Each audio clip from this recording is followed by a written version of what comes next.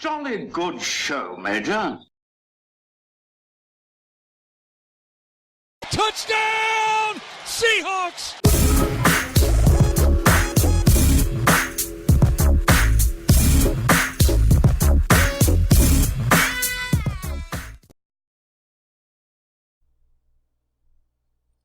We are coming in hot, and the temperature is about to go up. The Peyton Manning HGH PED thing is seemingly fallen by the wayside, at least for the moment. And do we really need Marshawn Lynch? We'll cover all three of these issues or subjects, amongst others, on this edition of Going the Distance. I am Rob English, your Socal Seahawk. And did anybody happen to catch the game on Sunday afternoon between the Seattle Seahawks and the Arizona Cardinals? 36-6. Yeah, it was a game for me. It was one of those games where I was expecting, the wave to finally break and roll back. Like it was like, okay, good things happening, better things happening, even better things happening. And when you have too many good things happening in a row like that, or, good things happening for too long in succession, you expect sooner or later something's going to give. Something's got to give at one point. Like, this just simply can't continue. It was one of those games where that's the way I felt. Like, this simply just can't continue. I felt that way many times over the last few seasons. And it's not for any lack of confidence in my team. It's just like, these are all professionals. There's only 32 teams in the world. In the NFL, I should say. And they're all professionals. They're all NFL caliber players. You don't expect one team to just be dominant over and over and over and over and over without some rollback. And considering the way the season has gone this year, especially the first time we played Arizona, they jumped out to a 16 or 19-0 lead on us. It seemed like they were much more formidable than the way they started out their game on Sunday. So, and don't get it twisted here. I've said in previous shows that I feel that we are better than Arizona and better than Carolina. But if you go based on history, you have to consider the fact that we did lose to both these teams, and they did show themselves as formidable, whether we had won the previous game or not. But, and I try not to make too big of a deal about one particular game. But the reality, for me anyway, what I'm holding on to is the fact that, both teams had something to play for. There is a very real difference between having home field throughout the playoffs and not. So I think that the Arizona Cardinals didn't mail that game in. I don't think they mailed that game in at all. I think we really went in there with a great game plan and really did what we should have done the first time. The first time we played Arizona, we beat ourselves more than they beat us. We gave them the opportunity to go up 19-0. We had to come back, and we just fell short. We even had the lead in that game, But just an all-around great game played by all facets of football by the Seattle Seahawks in this game. Just unreal. It was unreal. And at the same time, it was almost like a return to normality. Offense, defense, special teams. The kicking game was a little weird in that game on Sunday, but other than that. So to really point out the things that may have gone wrong on Sunday, you really have to nitpick. You got to split some hairs because the game was so great in its totality. You really got to split hairs to really find the bad parts. If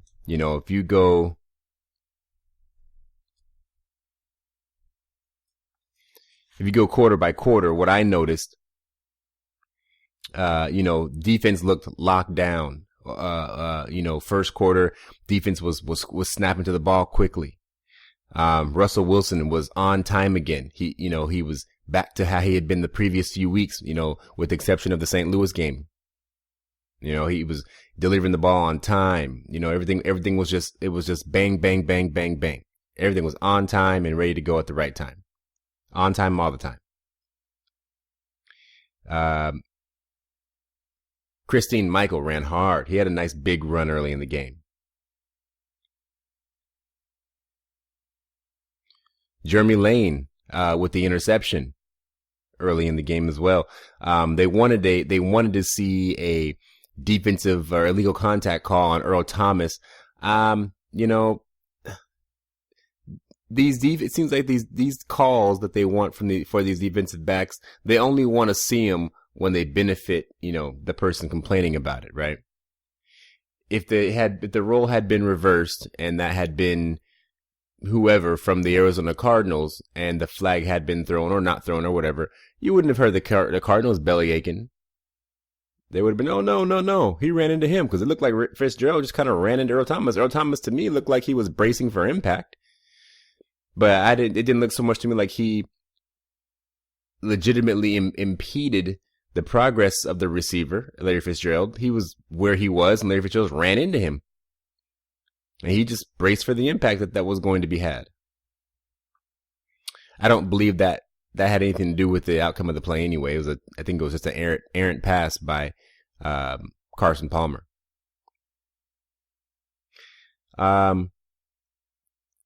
Into the second quarter and throughout really the whole game, I did notice that the man coverage seemed a little bit suspect. The one thing that I will say is that the Arizona Cardinals passing game is really good.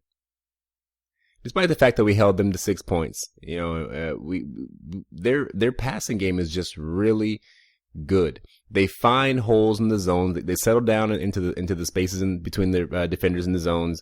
Very good. Carson Palmer has time to throw the ball. He gets what he wants. It's like you have to just be one of those bend but don't break defenses against the Cardinals. If you can bend but not break, that's how you have to. That's how you can succeed defensively against Arizona. Because between the 20s, they're going to get where they want to go. There's just they spread the field and they find a hole. And as long as Carson Palmer, has time, he's going to deliver. And that's one thing we did. We got some pressure on Palmer. Now, we didn't sack him. I think we only sacked him once or twice. But actually, did we sack him? I think we sacked him once or twice.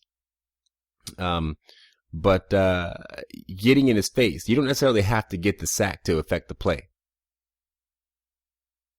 So that's what we were able to do, and I think that helped us out a lot. 3 picks in the game. Earl Thomas had a pick over the top. Sean Shea had a pick late in the game in the end zone. The LOB looking like the LOB again. So that's good. That's really good. We didn't punt the ball until the third quarter. I mean, the offense was just on point. On point. We scored in our first, few drives in a row.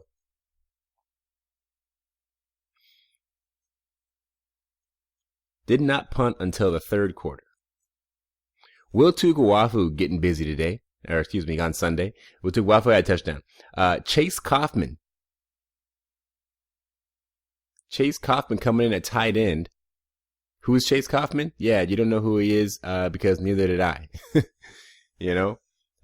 Really, All right, I'm going to segue into, well, I'll get back to that in a moment. Tyler Lockett. Boy, I tell you what, if Tyler Lockett, I don't know. I don't know what more Tyler Lockett would have had to do this year to be considered in the talk for Rookie of the Year. He just has flown under the radar, despite the fact that he has been absolutely instrumental in our success this season. And I think it's the way he was picked up, because he was expected to be just a contributor on special teams, and then much to the surprise of the local, or the Homer Seattle Seahawk media and fan, he produced on offense, and he had a few big games, but not enough to call really that that national media draw, I'd say. But he's right up in there. He should be anyway. He had 3 big returns in this game. Wasn't able to take either one of them home, but they set us up. Tyler Lockett. He's gonna do great things for us. My complaint about Russell Wilson over previous weeks, or like last week against St. Louis, was his and over his career. Sometimes his decision making is his issue, and not that he makes bad decisions. It's actually more that I feel like sometimes he just doesn't make a decision at all. Last week against St. Louis, it seemed that he instead of just deciding to either throw or run, he was still thinking about whether to throw or run. If he would just step up in the pocket where he saw immediate, open space, he would have seen, whether or not he could throw or run. But he likes to step up. He likes to turn around and loop back around in the pocket, which is fine typically. But I think the bunch of times that Russell Wilson got sacked last week were on him, if you ask me. And obviously on the offensive line didn't play very well at all. But Russell Wilson ran right into a few of those sacks. On Sunday against Arizona, the one thing I didn't like that I saw from Russell Wilson, and again, I'm splitting hairs, is that slide. He slid. You talk about having your head in the game. Like last week, it seemed like the Seahawks did not have their head in the game. You got to know that if you slide in the NFL as a quarterback, if you slide, they're going to mark you where you gave yourself up at. You don't get the continuation until being touched down. So Russell Wilson had nothing but end zone in front of him. And instead of, running it in, tucking his head or just diving in, he could have went toward the ground, but to go head first. And, he would have got whatever continuation he would have got. But he slid, so he was down where he touched, and, he was short of the end zone. And that part, I was like, come on, Russell. When I saw that, I was like, why did you slide? Because I knew right off the bat. So 2 complaints in one. I knew right off the bat that when he slid, he was short of the goal line. And that even if no defender was anywhere near him, they would have spotted him short of the goal line because he slid. So that's one. And then to piggyback on that same note, Pete Carroll goes and challenges it.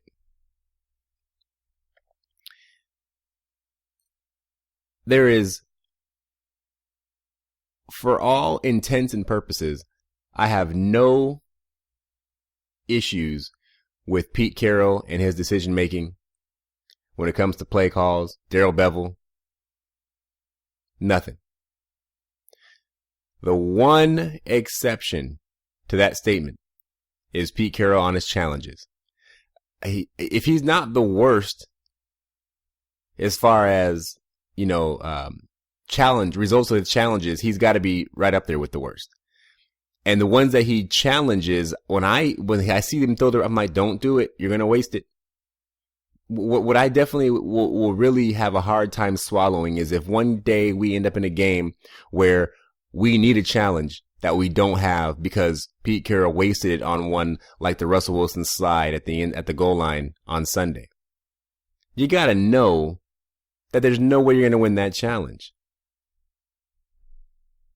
Or the guys, who are up in those booths got to have a, better, be faster to get a look at it. Russell Wilson's got to know he didn't get in there. I mean, and obviously I'm watching the CBS broadcast of the game or the Fox broadcast of the game. Fox broadcast of the game. Speaking of Fox, I'll get to that in a second. The Fox broadcast of the game, I see it. I saw it real time that he wasn't going to get that. Then the challenge flag comes out. I think there was one last week where he challenged one that just wasn't going to be it. The challenges, I don't know the whole ins and outs. I've never been on an NFL sideline before during a game, so I don't know. But, it seems like Pete Carroll and his challenges just oftentimes I'm like, what? Don't challenge that. Don't waste your challenge.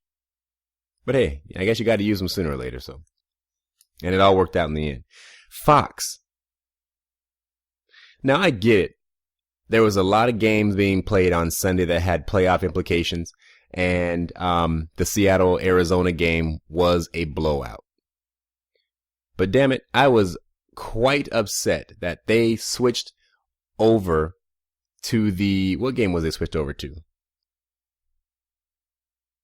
Was it Pittsburgh, I believe they switched to? They switched away, who cares what they switched to? They switched away from the Seahawks with a quarter plus left in the game. The third quarter hadn't even ended yet, let alone how much time left in the fourth quarter. There was still like a minute plus left in the third quarter when they switched away. I mean, yeah, I get it, but come on, I was very upset. And the worst part about it is because I have the NFL Sunday ticket. I have the streaming version. If you don't have DirecTV's actual cable service, you can actually purchase it over the internet as a streaming service. By the way, don't do it unless you have no other choice, because it is the worst thing ever. Hashtag DirecTV NFL Sunday. Hashtag NFL Sunday ticket. Hashtag DirecTV service. The worst, the biggest waste of $200 ever. As you all know, or if you didn't know, you know now, I live in San Diego. And the only way, well, first off, the only way I thought the only way I was going to see most of my Seahawk games was to have the Sunday ticket, because normally I used to go to the bar. So this time, I talked to my girl into letting me go ahead and spend $200 and getting the Sunday ticket. All right, cool. She was fine with that, because now I'm not going to go to the bar. $200 over the course of one season is much better than $200 over the course of a couple weeks. But their streaming service is so terrible. The feeds constantly freeze and buffer. It's supposed to be streaming HD, and it rarely stays in HD. It goes to HD for a few minutes, and then it degrades back down to what I would call even probably sub 480p. And if you know anything about, I'm an electronics geek. I'm a computer nerd. Standard definition television. The output resolution of a standard definition picture is 480p. 480p is a standard TV. And then with high definition, the first high definition output was 720, and now there's 1080. They're supposed to stream in high definition, which means either 720 or 1080. It very rarely is in either one of those two output resolutions via the stream. And quite frankly, it degrades down to less than 480 very often. Not to mention the freezing and the buffering. It'll freeze anywhere between a couple seconds to 35, 45, 55 seconds to over a minute. Really, really poor. Really, really, and it's every week. And then put that on top of the fact that when I got it, I was like, cool, I can watch some Seahawks whenever. But then the Seahawks ended up being either playing on national TV or ended up being the regional game in my area, more often than not this season anyway. So there was really only a few games this year that I actually had to use the ticket. And every one of those weeks I dealt with subpar service. DirecTV knows it's a problem. If you go on Google and look it up, you'll see that there's plenty of people complaining about it. When you have the actual DirecTV, the actual cable service, it's fine. But the internet streaming, basically what it is that their servers are just overloaded. They have too many customers on that streaming service for their servers to handle. Servers are overloaded. They cannot handle the demand, the bandwidth demand that the people are asking for, that the people's computers are asking for. The server simply can't handle it, and they know better, and they know that's the case. But I'll get all kind of upset if I keep talking about it. So yeah, Fox rubbed me the wrong way on Sunday.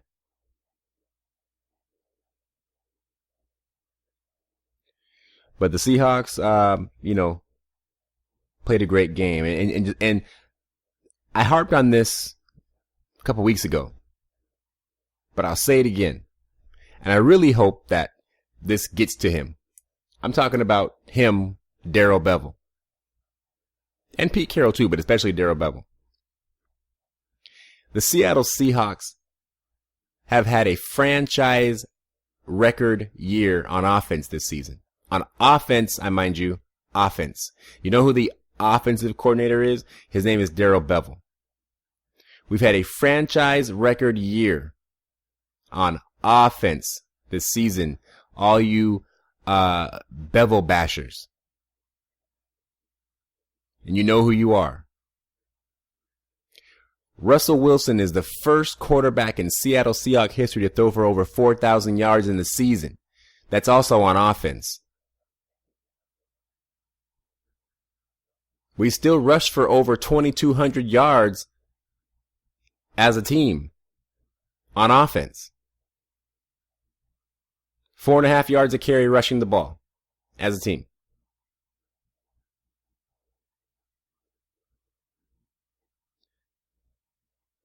Marshawn Lynch's mama, I don't know her. I don't even know her first name. Mama Lynch. Her first name is Mama. And I would never talk bad about a man's mama. That's the one thing that you can get your ass kicked for in this world. If you ask me, I'm a kind of person who would just as quickly try not to fight than fight. But talking about somebody's mama is something you might get your ass kicked for. So I'm certainly not talking any crap about Marshawn Lynch's mama. But she ought to be ashamed of herself the way she bashed Darrell Bevell. Every one of these folks who have a Twitter account who bashed Darrell Bevell on Twitter and your Facebooks and everybody, you know who you are, ought to be ashamed of yourselves.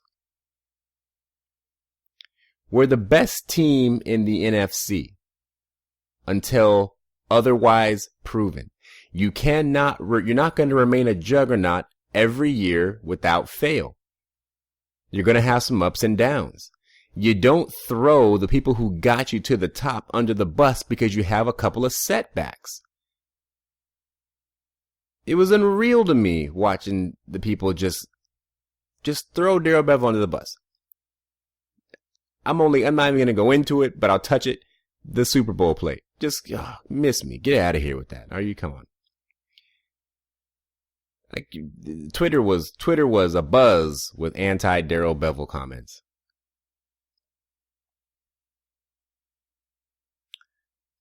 Russell Wilson, 34 touchdowns.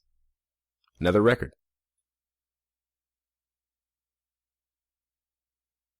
Speaking of Twitter, and I'm going to tell you guys this because, I forgot I'm not doing my job as the internet personality that I want to be, the media personality that I want to be one day. I'm not doing my job if I don't let you guys into my life. So I'm a Twitter person, right? Twitter name Seahawk Robert at Rob English 13. At Rob_English13. And I follow various different people, mostly sports folks, but I follow, various different people as well. This is the first time that I've ever been blocked by someone on Facebook, on Twitter. I've been blocked by someone on Twitter. And I'm typically not the kind of person, I debate. What I noticed about Twitter and the internet in general is that there's no such thing as intelligent debate. The first time you debate with someone about anything over the internet, the first thing they do is take the personal shots and disrespect, name calling and things like that. It's really quite, elementary when it comes down to it. But I follow this gal on Facebook. She's an adult entertainer. Let's just leave it at that. She's an adult entertainer. Her name is Brandy Love. I'm a guy.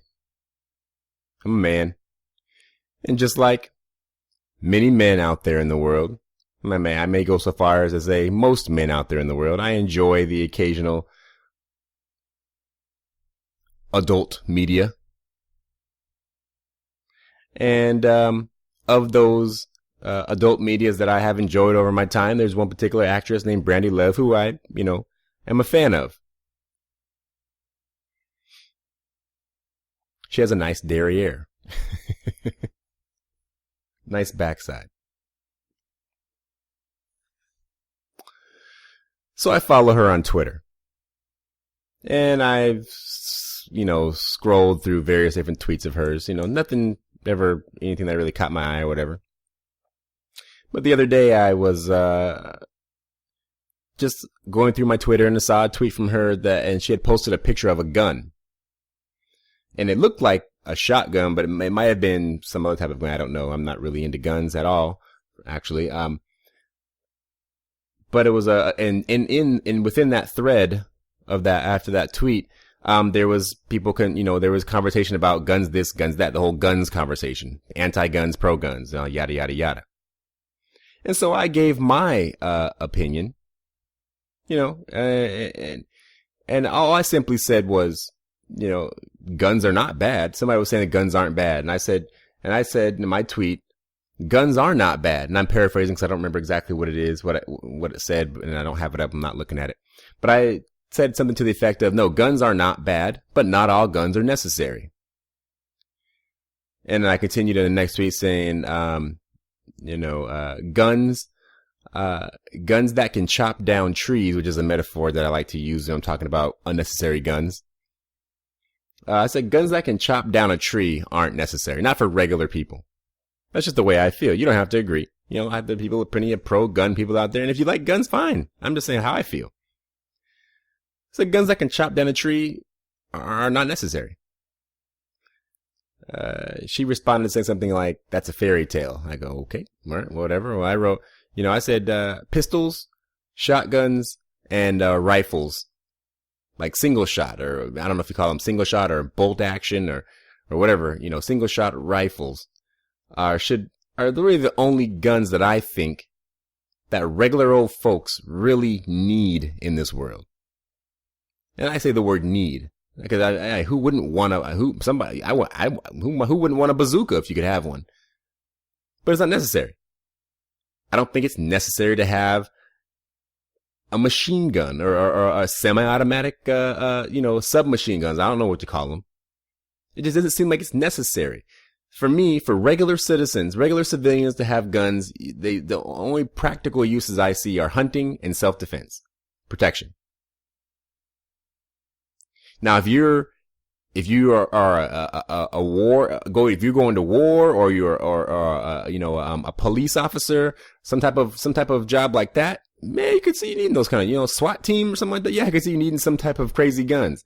But if you're just a regular old person, work at a regular old 9-to-5 job. You go to work every day, Monday through Friday, and you on the weekends, on Saturdays, like to go shoot. I don't see why you really need to have anything more than the guns I've just stated. And if you do, go to the range where they're handled and regulated, and use them there and leave them there. But I don't think people should need to have crazy guns in their homes. I just don't think. That's just what I feel. So anyway, I say that in a tweet. And then she responds saying, and that is why I must block you. I don't need your brand of female anatomy in my feed or on my feed or something like that. That's what she said to me. And I was so taken aback.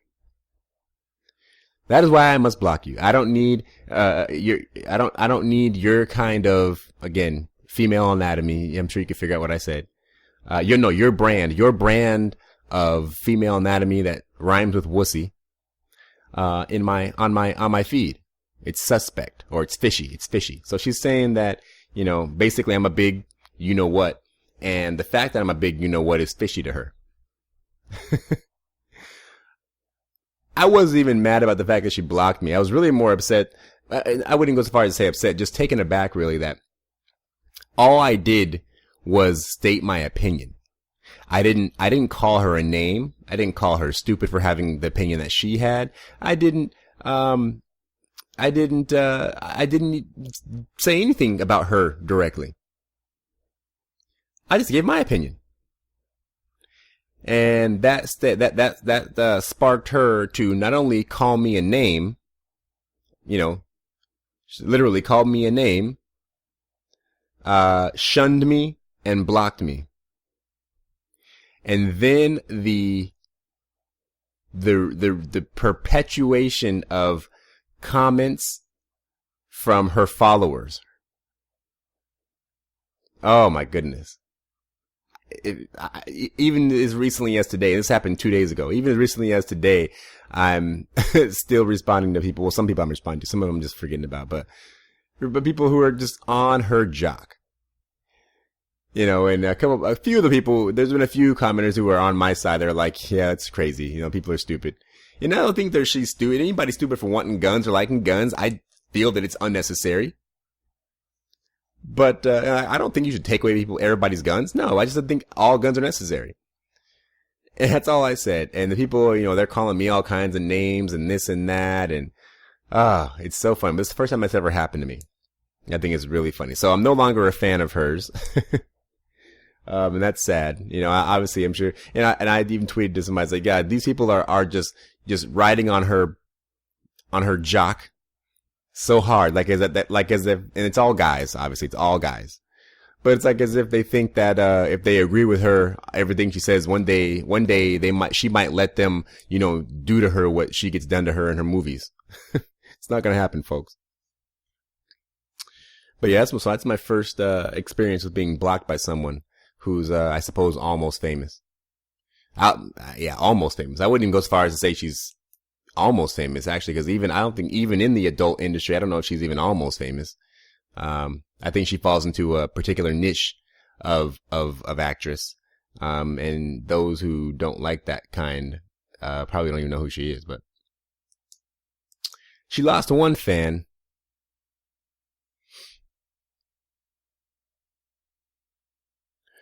But getting back to the relevant topics here.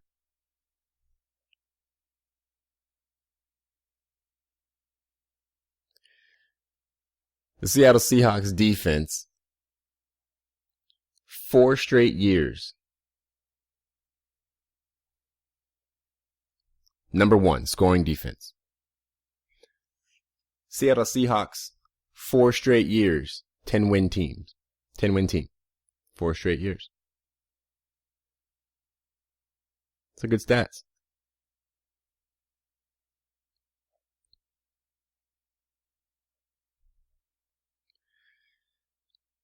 On Sunday, we beat the Cardinals by 30 points. They lost by only 12 points combined in their previous 2 losses. I think that's a pretty big statement. It's a pretty big statement heading into the playoffs.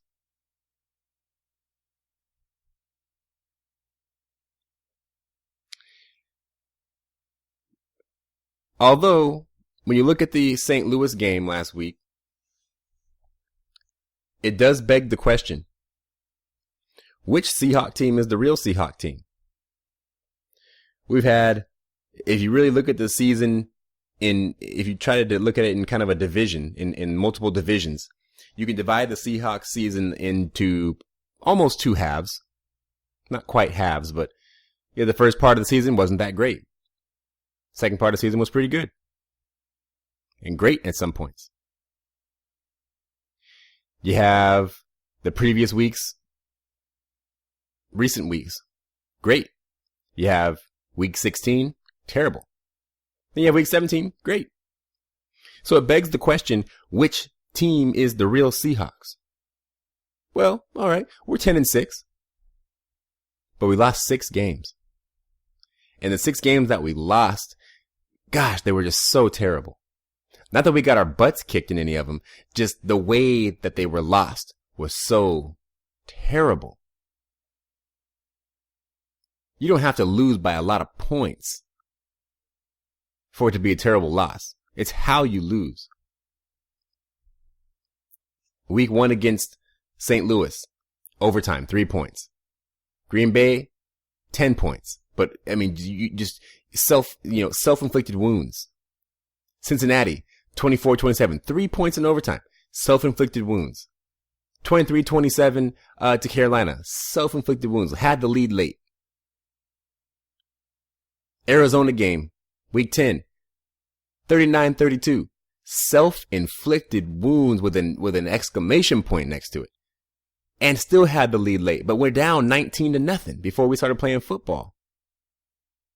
And the Rams game on 2 Sundays ago. So it looks like, we haven't really gone more than 5 weeks in a row without playing a game where we just killed ourselves. We just killed ourselves. We went a 5-week stretch. We lost to Arizona, killed ourselves. Won 5 in a row, and then killed ourselves against the Rams. For the second time this season, mind you. So, we won against Arizona on Sunday. Great game. And now we have to play at least 4 more games to become the champions of the NFL this year. That puts us right at that 5-game mark again. So before this 5-game stretch, we killed ourselves, 1-2. Killed ourselves twice, 1-2. Killed ourselves twice again, 1-2. Right? Then we went loss, killed ourselves, 1 loss. Played great for 5, 1 loss. So if the trend continues, we should play great again for 5 games, including 17 against Arizona on Sunday. So that actually should give us 4 more weeks of good football, right? That should give us 4 more weeks of spot on perfect football. The only problem with that is the Super Bowl is 5 weeks away.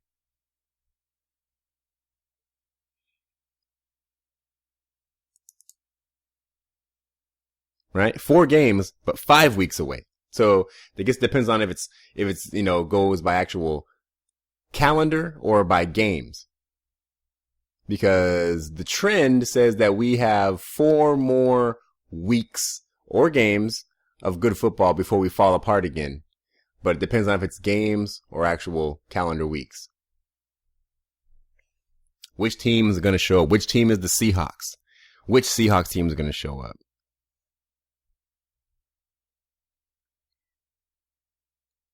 Marshawn Lynch is coming back for Sunday's game. Well, it's expected anyway. And speaking of that, before I go to that, what's up with, maybe you guys can correct me if I'm wrong, but I feel like this is the first time that I've ever noticed anyway that they are playing both AFC games and NFC games on the same day. I feel like it's always been one AFC game and one NFC game on Saturday and one AFC game and one NFC game on Sunday. This year, both AFC games are on Saturday and both NFC games are on Sunday. that's something new to me. I was actually, when I was looking at the schedule, trying to get myself ready, because I actually work Saturday. I have to work on Saturday. So I'm like, damn it. If I have to work during the Seahawks game, I'm not going to do that. I'm calling in to work. I'm not going to work if the Seahawks play on Saturday. That's one of my fears of life, is having to work during Seahawk football. And I was looking, and it's like, okay, AFC on Saturday, NFC, NFC. So I'm like, wait, that can't be right. Let me look at it. I'd look at it like 3 or 4 times to make sure I was actually reading it right.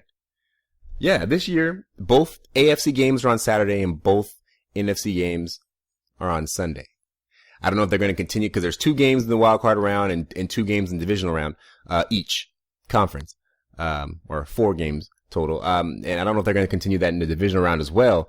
But I think this is the first time it's been like this. I can't say for sure without going back and checking the historical data, but I definitely noticed it's something new. I'm pretty sure this is something new, but just something to notice. Doesn't really matter. But Marshawn Lynch. Do we really need Marshawn Lynch? This is a question I ask. I've asked myself. I'm asking you. Do we really need Marshawn Lynch?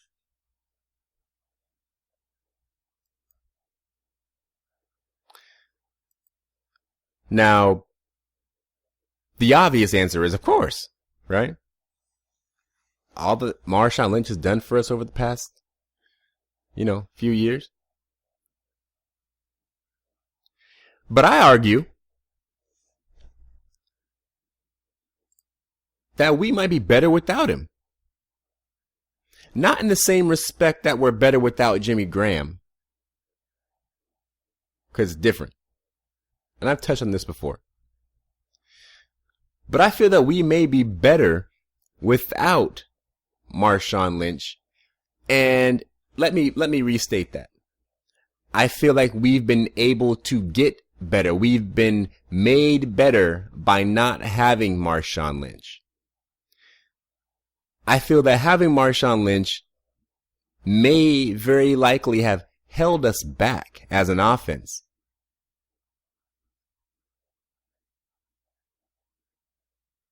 This is no knock on Marshawn Lynch. Trust me. All praise to Beast Mode. I may name my firstborn son Marshawn. But if you look at what our offense, look, Marshawn hasn't played much this year at all, and we have set franchise record on offense as far as total yards and stuff. And yards per play or something like that. Now, granted, we had Thomas Rawls, come in there and in Marshawn Lynch's relief, and it was great. But that's kind of my point. Not having Marshawn Lynch forced us to do something different.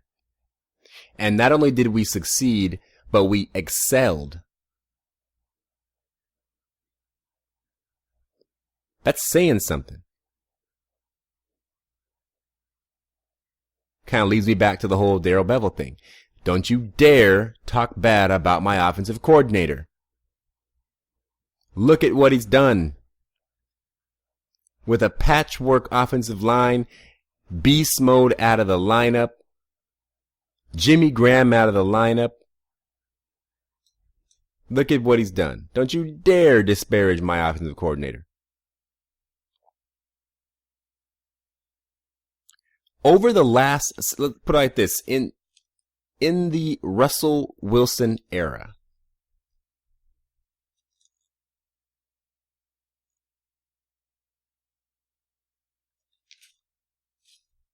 now I have notes here. I did this investigation myself. I looked through the historical stats, and then, I don't know if any of you guys have kids, but if you have kids and you have notes that you do, keep your notes put away, because my daughter got a hold of my spiral notebook here and scribbled all over my notes. And the first part of my notes, I simply just can't read them anymore because she scribbled all over them. But what I did is I took down all of the losses that Seattle has suffered over the past 4 years. So 15, 14, 13, 12. Now, if I'm looking at this right through the scribbles of my daughter, my 2-year-old daughter, it's 20 losses. Now, the simple math here, now the math can get a little more, involved because Marshawn didn't play in every single one of those games. Most of them he did.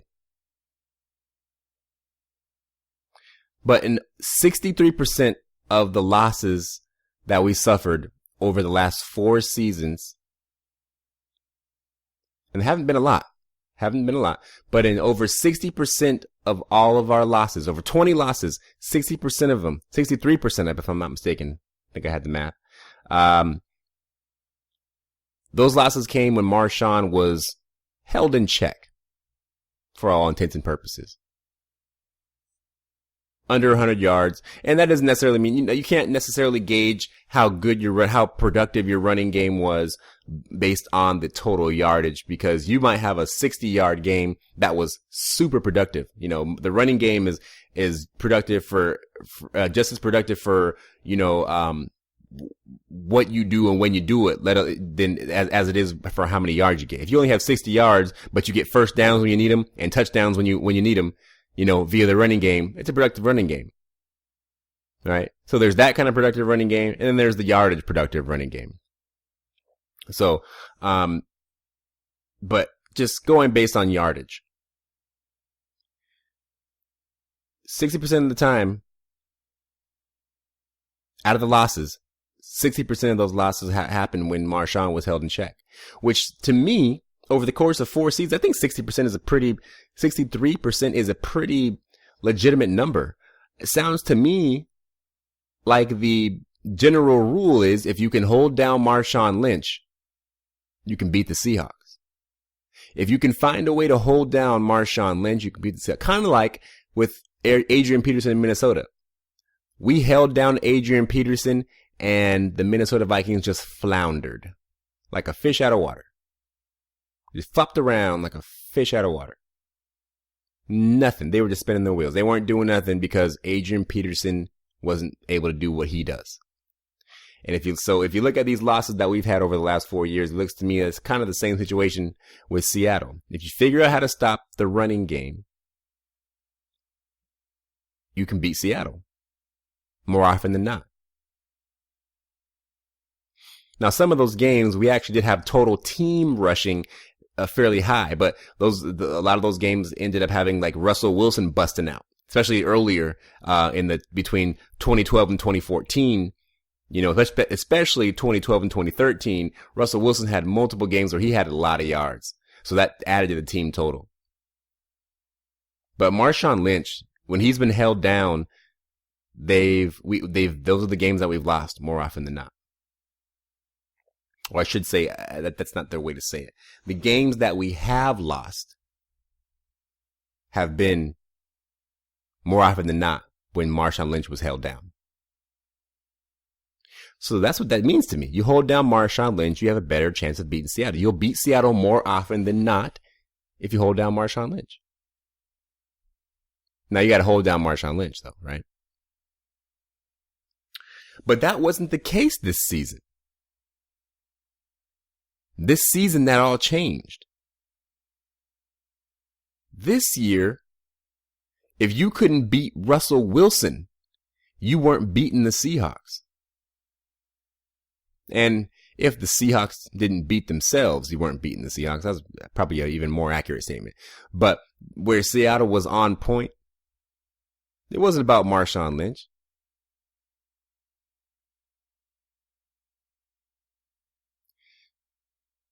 This is Russell Wilson's team now. As Russell Wilson goes, so goes the Seahawks. That's the new Seattle Seahawks team.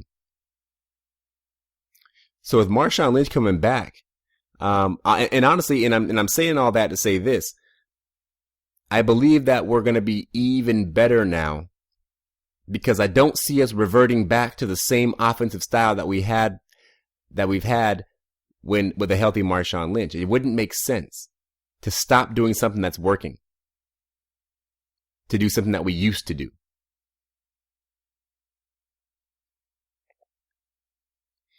We all know that when the other team knows what you're going to do, they're pretty good at stopping it, right?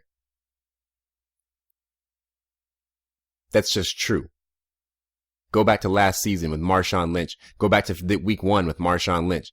With those, was it Kansas City last year? Where there was 2 or 3 3rd and 1 or 4th and 1s where we had to convert to keep the drive alive. In that game, Marshawn got stuffed. Just stuffed. I use the Kansas City game as an example all the time when people want to bring up the Super Bowl play. I say, didn't you remember? The people are like, just give it to Marshawn. He just got 5 yards in the previous play. They haven't been able to stop him all game. Yeah. I say, do you remember the Kansas City game? Marshawn ran for over 100 and I think it might have been 140. Yeah, Marshawn had a huge day against Kansas City. A huge day. A huge day against Kansas City. But on 2 and I think maybe even 3 occasions late in the game, it was a third, it might have been 2 3rd and 1s and a 4th and 1, or 1 3rd and 1 or 2 4th and 1, something like that. He got stuffed. When the defense knows what you're going to do, or they think they know and they guess right, it's not that hard to stop it. You now have a Seattle Seahawks team that the defenses out there have to respect for their pass just as well as their run, and that makes us ultra dangerous. Especially because they know we can run the ball. And they know we want to run the ball, but now they have to respect the pass. What are you going to do? This is exactly what I thought was going to be the case when Jimmy Graham coming. And it didn't seem to work out all that well, at least not initially. We'll see what happens next season. But it's happened either way. Even by virtue of, misfortune, if that makes any sense. By way of misfortune, it still happened. Marshawn Lynch is expected to play in Minnesota on Sunday. And if he's 100%,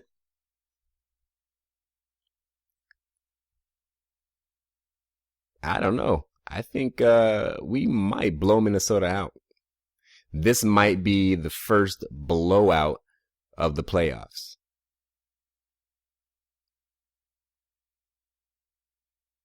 Might be the only blowout of the playoffs.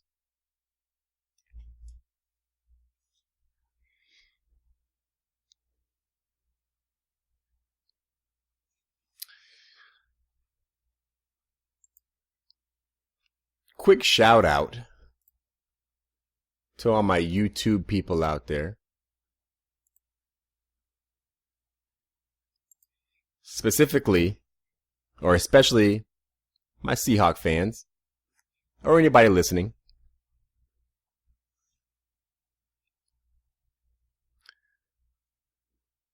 Follow Seattle Sports Union on YouTube and on Facebook. They have a podcast or a show that they do on Sundays called SSU Live. They follow Seattle sports from Mariners to Seahawks to Sounders to Rain and everybody else. And the college teams as well, UW. But I'm actually going to be on the show next Sunday. I've been in communication with these folks, and they're going to have me as a guest on their podcast next Sunday at 8 p.m. Pacific time.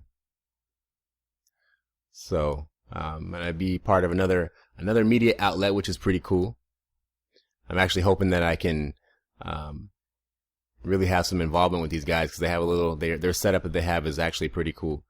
So I'm looking forward to meeting and greeting with these folks and being a part of their organization there. So we'll see what's up with that. But 8 p.m. 8 p.m. Pacific.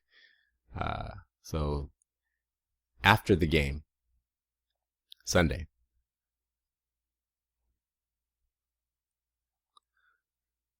Oh, that is all that I have for tonight. We're in the playoffs. We're going back to the Super Bowl.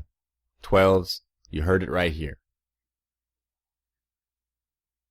We are going back to the Super Bowl. You know what? Let's just for a moment take a look. Let's just take a look. All right. At the NFL playoff standings. Look at the playoff tree.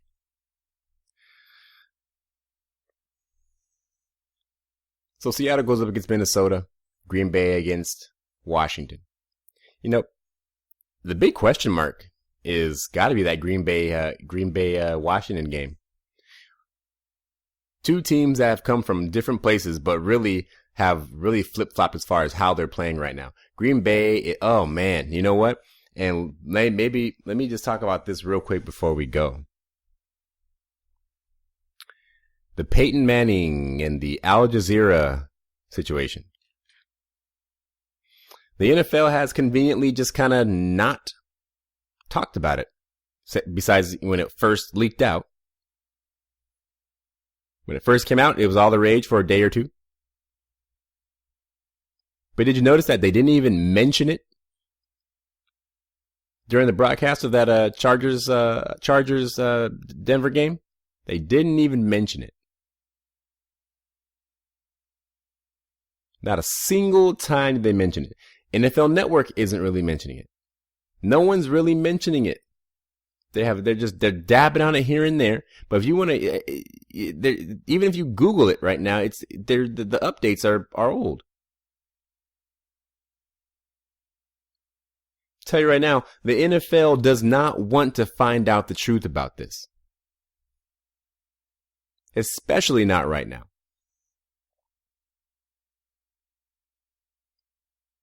I mean, this couldn't have happened at a more perfect or imperfect time, depending on how you look at it. And I still say it's suspect the way Peyton Manning responded to it. And I guess anyone was going to say that. No matter what he did, somebody was going to say that the way he responded was weird. But, you know, there's stages of denial. There's their initial denial, then there's anger. And then there's, I don't know all those degrees, but they say that there's stages of denial, and Peyton Manning kind of fell into all of those stages during that interview with was it Lisa Salters he was interviewed by? But it just the information in the video that was given just seems so overwhelmingly obvious to me.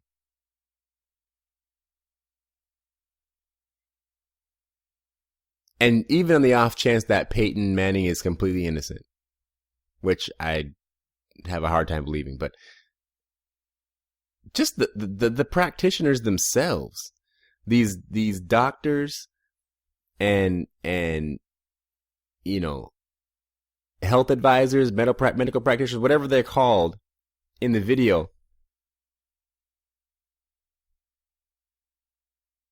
they, at the very least, every single one of them are guilty of malpractice.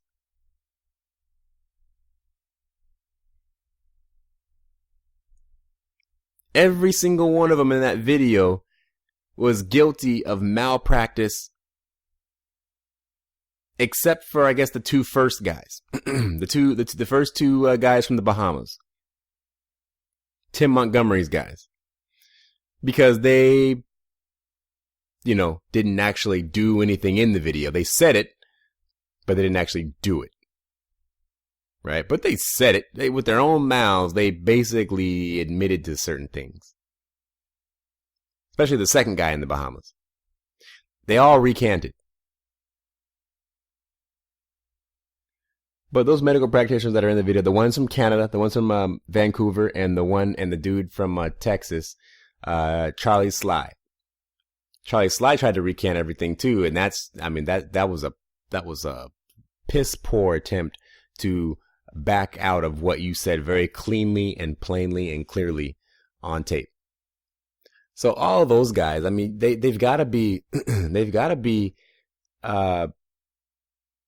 guilty, right? I have to assume that for that malpractice, they've got to be punishable by law.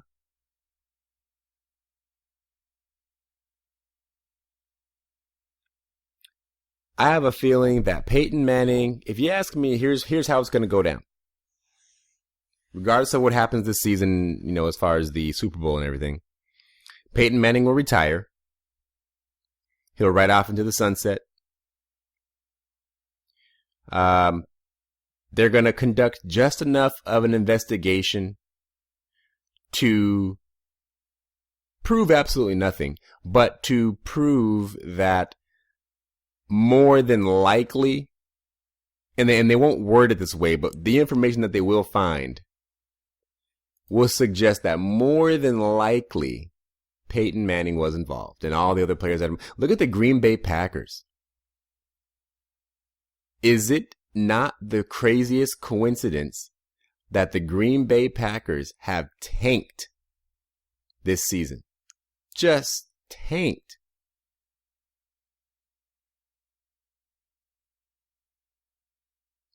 I mean, tanked. Right? Now, the Al Jazeera report only came out a couple weeks ago. Right? And they've lost their last 2 games. But forget about that.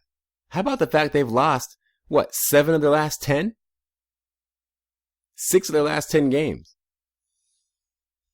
After starting out, 5-0, 6-0.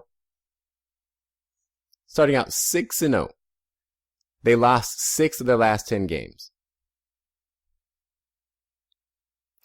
If you ask me what probably happened here, since you know, you figure how much time it takes for a news outlet to gain information and then decide to put this information into some sort of, you know, publication and actually launch it, get it out there.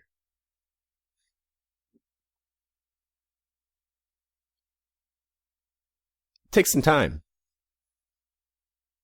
I'd say easily about a month or 2, maybe a month and a half, right? The Green Bay Packers were 6-0 on October 18.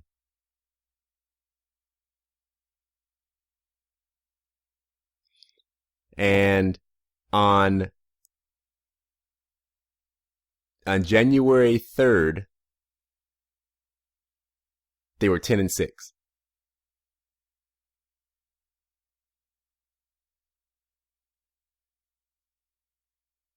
So just over 2 months, they completely tanked. To me, I believe that whoever in that Green Bay Packers organization who was having the most involvement with this Charlie Sly or however it goes, the word got out that this Al Jazeera report was coming even before the rest of the world knew that the Al Jazeera report was coming. Those guys who were part of it, allegedly, knew about it. They got a heads up about it even before the rest of everybody else did. And so they had to stop doing what they're doing, maybe. And with that, so goes your season. I don't know. It's just kind of a coincidence. He didn't mention that there was any other teams that he's working with, that he's talked to over half the team. He's treated 12, worked with 25. You know? It's kind of fishy. So people want to think that, Green Bay has tanked the last 2 weeks because of the Al Jazeera report. I say, no. The rabbit hole is deeper than that. They've tanked the last 10 weeks due to the Al Jazeera report.